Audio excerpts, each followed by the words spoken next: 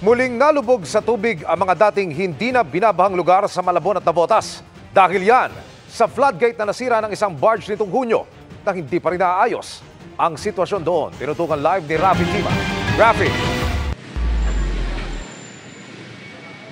Emil, kalbaryo ngayon sa mga taga-Malabon itong baha na dulot ng pabugso-bugsong malakas na ulan at sinabayan pa ng high tide at pinalala pa nga ng pagkasira ng isang floodgate na nasira noon pang nakaraang buwan.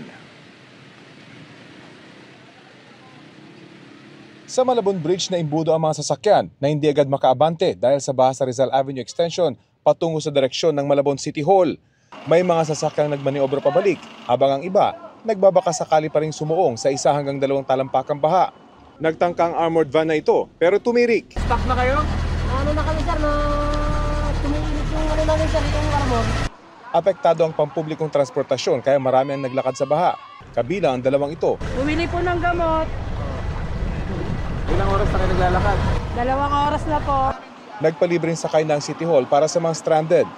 May ilang jeep na ring nangahas pamasada pero kulang pa rin kumpara sa mga pasahero. Ilang barangay po yung fully affected dito sa Malabon? Well, for now, itong Tanyong, San Agustin, part of Baritan, Concepcion, tapos yung talagang perennial, yung Hulong Duhat, Dampalit, Flores, Baritan. Sa ngayon, wala na pa naman kung kailangang i-rescue or i-evacuate. Wala naman po. Nakaready naman kami kasi talagang handa naman kami pa sa bagyuhan. Hirap pero in-enjoy na lang ng ilang taga-Malabon ang baha. Tulad ng grupong ito na tila nasa beach.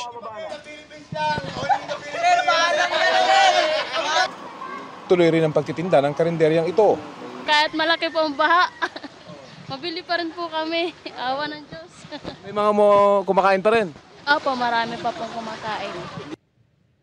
Ngayon na lang ulit sila binaha kahit todo kayod pa rin ang pumping station sa Tullahan River.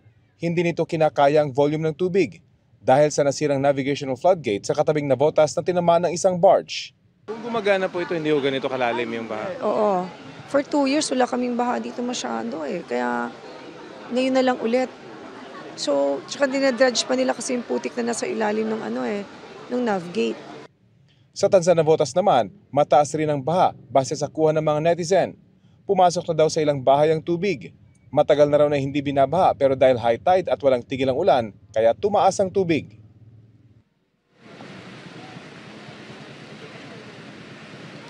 Emil, sa ngayon ay unti-unti nang bumababa yung baha dito sa Rizal Avenue Extension. Kanina lang dito sa ating kinaroroonan ay mataas pa yung pagbaha pero ngayon ay umurong na siya.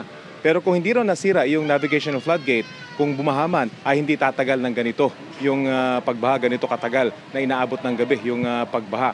At sana raw kung hindi pa naayos itong navigational floodgate, wala pang dumating na bagyo. Emil? Maraming salamat, Rafi Tima.